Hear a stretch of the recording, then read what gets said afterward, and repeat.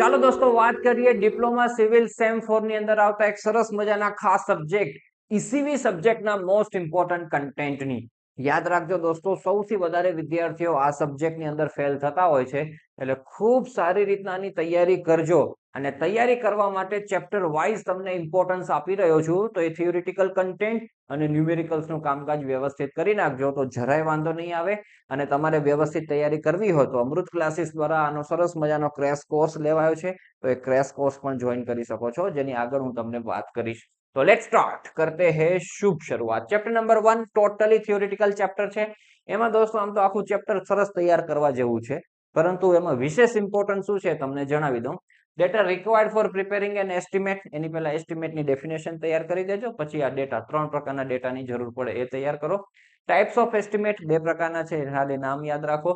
પછી એમાં approximate estimate અને ડિટેલ એસ્ટિમેટ બનાવવાના પર્પઝ તમને આપવામાં આવેલા છે, તો એ ખાસ તૈયાર કરીએ. પછી skills of good estimator, duties of a quantity surveyor અથવા તો એસ્ટિમેટર. પછી methods of preparing approximate estimate, ઘણી બધી મેથડો આપેલી છે, નામ બધા યાદ રાખી લો દોસ્તો. એમાં સર્વિસ યુનિટ ખાસ છે, એ તમને સેપરેટ પૂછવામાં આવતો છે, એઝ અ મેથડ નહીં. સર્વિસ યુનિટ અલગ અલગ તમને પૂછશે કે ભાઈ થિયેટરનો શું થાય, સ્ટેડિયમનો શું થાય, તમને પૂછી શકે વીજળી મથક એનો શું થાય, નહેરનો શું થાય. એવા તમને 3 પૂછે, 3 માર્ક્સ એવી રીતના આવી શકે છે. એના પછી દોસ્તો નાના નાના ટોપિકો આપવામાં આવેલા છે, એમાં પ્રોવિઝનલ સમ, પ્રાઇમ કોસ્ટ અને કન્ટિન્જન્સી મોસ્ટ આઈએમપી છે, એ ખાસ તૈયાર કરજો. એના સિવાય પણ જે આપવામાં આવેલા છે એક વખત વાંચી જજો, સિમ્પલ વસ્તુ છે. તો આટલું તૈયાર કરો એટલે ચેપ્ટર નંબર 1 તમારો કમ્પ્લીટ થાય. એના પછી ચેપ્ટર નંબર 2 પણ થિયોરિટિકલ જ છે. એમાં principal of units of item કેદી નથી પૂછાયું છે, એકદમ સિમ્પલ વસ્તુ, આપણને ખબર હોવી જરૂરી છે એટલે મેં આપેલું છે. પછી લીડ અને લિફ્ટ પૂછાય છે, એસ્કેવેશન ની અંદર આપવામાં આવેલું છે. પછી આ બ્રિક મેશનરીની અંદર રૂલ્સ ફોર ડિડક્શન ખાસ તૈયાર કરો. કોન્ક્રીટ વર્કમાં એના એક્યુરેસી ક્રાઇટેરિયા અને રૂલ્સ ફોર ડિડક્શન. પ્લાસ્ટરિંગના રૂલ્સ ફોર ડિડક્શન તો ધી મોસ્ટ આઈએમપી છે, ખાસ તૈયાર કરીને જજો, ધી મોસ્ટ આઈએમપી.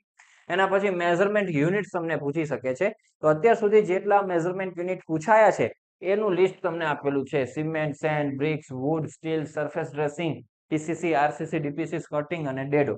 આના મેઝરમેન્ટ યુનિટ આપણને આવડવા જોઈએ કે મીટર સ્ક્વેર છે, મીટર ક્યુબ છે, રનિંગ મીટર છે.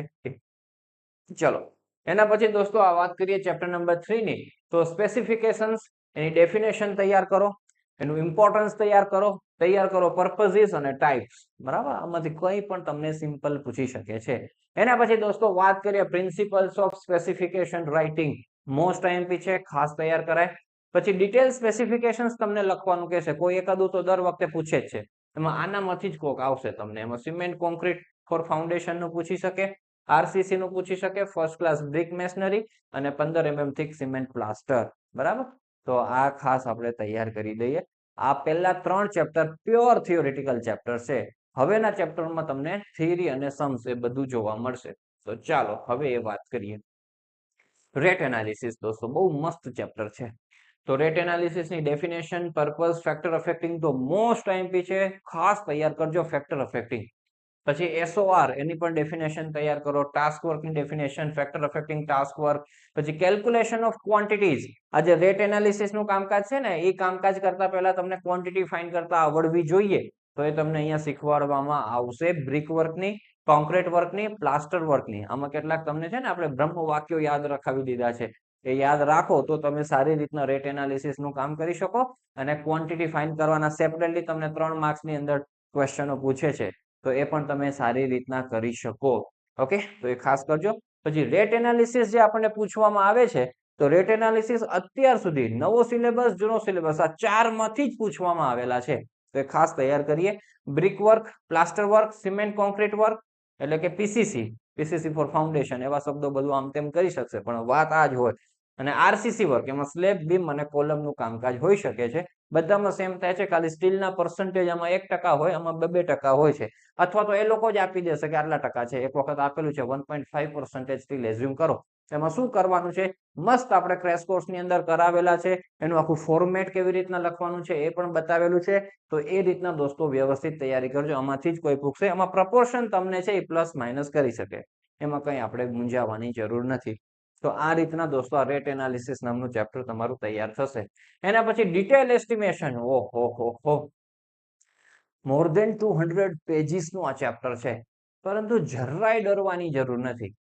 જે લોકો આપણા લાઈવ ક્લાસીસ એટેન્ડ કરેલા હશે એ લોકોને તરત ખબર છે કે સિમ્પલ 3 પાર્ટની અંદર આ ચેપ્ટરને ડિવાઈડ કરી નાખો અને એનું કામકાજ કરી નાખો. આમાં અહીંયા થિયોરિટિકલ કન્ટેન્ટ બતાવેલું છે, પણ એ લેસ ઇમ્પોર્ટન્ટ છે, ક્યારેક રેર કેસની અંદર જ પૂછાતું હોય છે. બાકી આ ચેપ્ટરમાંથી ન્યુમેરિકલ્સ જ આવતા હોય છે. પણ થિયરી તૈયાર કરવી હોય તો મેઝરમેન્ટ શીટ તૈયાર કરો, એનું ફોર્મેટ આખું, પછી એબ્સ્ટ્રેક્ટ શીટ આવશે, સેન્ટર લાઇન મેથડ આવશે અને ટ્રીટમેન્ટ ઓફ જંક્શન. થિયોરિટિકલી આ તૈયાર કરાય. હવે ન્યુમેરિકલ્સ ની હું તમને વાત કરું તો આખા ચેપ્ટરને 3 પાર્ટમાં ડિવાઈડ કરવામાં પહેલો પાર્ટ આવશે ક્વોન્ટિટી ઓફ રેસિડેન્શિયલ બિલ્ડિંગ, ઘરવાળો ન્યુમેરિકલ્સ આપણે કહીએ છીએ. 7 માર્ક્સ અથવા તો 14 માર્ક્સ ની અંદર હશે ને હશે જ, એના વગર પેપર અધૂરું કહેવાય. તો એની અંદર આપણે 11 અલગ અલગ ક્વોન્ટિટીઝ કાઢી છે, તો એ ક્વોન્ટિટી કાઢતા આવડવી જોઈએ.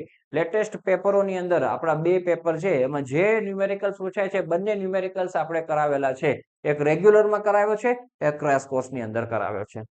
એના પછી દોસ્તો quantity of earth work four road work અથવા તો કેનાલ વર્ક, તો એમાં 3 મેથડ નહીં પરંતુ 4 મેથડ આપણે તૈયાર કરો. મિડ સેક્શનલ, મીન સેક્શનલ, પછી ટ્રેપેઝોઇડલ અને પ્રિઝમોઇડલ. ટ્રેપેઝોઇડલ અને પ્રિઝમોઇડલ સરખી જ છે, ખાલી ફોર્મ્યુલા ચેન્જ કરવાની છે. બાકી મિડ અને મીન સેક્શનલ પણ સેમ જ છે, ખાલી એવરેજ લેવાનું અલગ થાય છે, એકમાં ડેપ્થનું અને એકમાં એરિયાનું. તો આ રીતના મસ્ત તૈયાર કરો. એમાં જે પેપરોની અંદર પૂછેલા ક્વેશ્ચનો છે એના ઉપર ફોકસ કરજો, કારણ કે બુક તો 200 પેજની છે આ ચેપ્ટર. તો 200 પેજમાંથી તો તમે ફંફોડતા જ રહી જશો કે શું તૈયાર કરવું. તો ખાસ એવી રીતના સ્માર્ટ વર્ક આપણે આની અંદર કરવું જોઈએ. પાર્ટ 3 ની હું તમને વાત કરું તો એમાં અલગ અલગ 5 વસ્તુ આવે છે. સ્લેબ છે, કોલમ છે, બીમ છે, કલવર્ટ છે અને રિટેનિંગ વોલ છે. હવે આમાં તમને છે ને 3 વસ્તુ પૂછવાનું એ લોકો કહેતા હોય છે. કઈ 3 વસ્તુ કહેતા હોય છે તો એ તમને જણાવું. તો એને સિમ્પલ આ 3 વસ્તુ આવે. પહેલી વસ્તુ તમને કે CC work, cement concrete work, જેમાં તમારે વોલ્યુમ ફાઇન કરી દેવાનું હોય. બીજું તમને દોસ્તો કહેવામાં આવતું હોય છે ફોર્મ વર્ક ની ક્વોન્ટિટી નીકાળવાની હોય, ફોર્મ વર્ક ની ક્વોન્ટિટી. અને ત્રીજું દોસ્તો એ લોકો પૂછતા હોય છે સ્ટીલની ક્વોન્ટિટી. બરાબર. રેગ્યુલર ક્લાસીસની અંદર આપણે 5 વસ્તુ કરાવેલી છે. ક્રેશ કોર્સની અંદર પણ એના રેકોર્ડિંગ્સ આપણે આપેલા છે. તો એમાંથી જેમને પણ તૈયાર કરવું હોય ખાસ તૈયાર કરજો. સ્ટીલની ક્વોન્ટિટી કદાચ પેચીદી કોઈને લાગતી હોય તો સીસી વર્ક અને ફોર્મ વર્ક તો બહુ ઈઝી છે, એ તો ખાસ તૈયાર કરી જવાય. તો એ વ્યવસ્થિત તમે કોલેજમાંથી શીખ્યા હો વેલ એન્ડ ગુડ, તમારા મિત્રો પાસેથી શીખ્યા હો વેલ એન્ડ ગુડ, ક્યાંયથી ન શીખ્યા હોય, ન ખબર પડતી હોય તો અમૃત ક્લાસીસની અંદર છે એ crash course, regular class, individual class બધું અવેલેબલ છે. જે રીતના તમને યોગ્ય લાગે એ રીતના તમે લાભ એનો પ્રાપ્ત કરી શકો છો.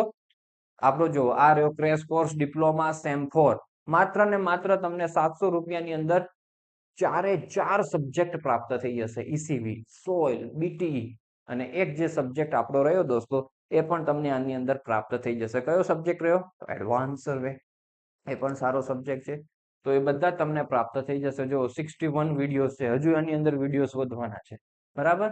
તો 6 મહિનાની વેલિડિટી છે, તમે અહીંથી જોઈન કરી શકશો અમૃત ક્લાસીસ એપ ડાઉનલોડ કરીને. ન ખબર પડે તો આપણો જે વોટ્સઅપ નંબર છે એના ઉપર કોન્ટેક્ટ કરી અને તમને ગાઈડ કરવામાં આવશે, એ પ્રમાણે તમે ક્લાસ જોઈન કરી શકો છો. તૈયારી ખૂબ સારી થવી જોઈએ. ગ્રીન લાઈન તો આવવી જ જવી જોઈએ, નહીં તો જો તકલીફ થશે. હવે 3rd સેમેસ્ટરમાં બેકલોગો આવી છે તો ટાઈમ ટેબલ કેવા સેટ થયા છે કે 4th સેમેસ્ટરની અંદર જે સબ્જેક્ટોમાં વચ્ચે છૂટી છે એ છૂટીમાં 3rd સેમેસ્ટરની એક્ઝામો ગોઠવી દીધી છે. એટલે હવે કાયમ આ રીતના રહેશે.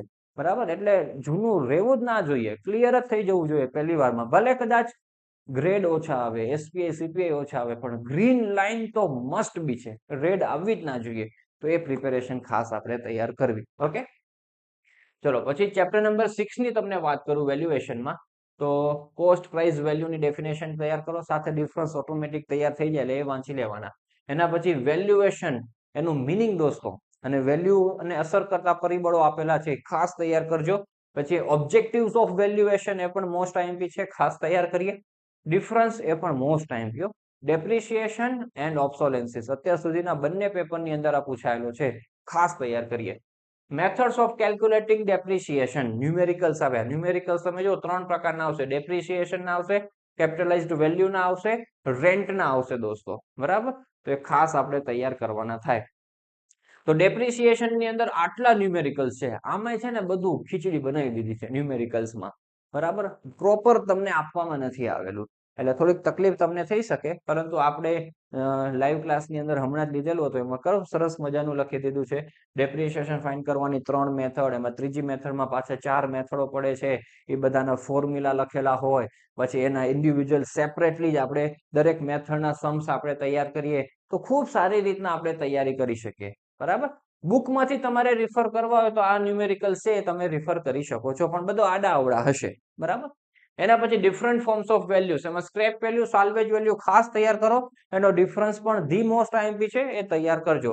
એના પછી આ જો સ્ક્રેપ અને સાલ્વેજ નો ડિફરન્સ, એના પછી મિસસેલેનિયસ ટોપિકમાં સિંકિંગ ફંડની ડેફિનેશન, યર્સ પરચેસની ડેફિનેશન અને કેપિટલાઇઝ્ડ વેલ્યુની ડેફિનેશન પણ તૈયાર કરજો.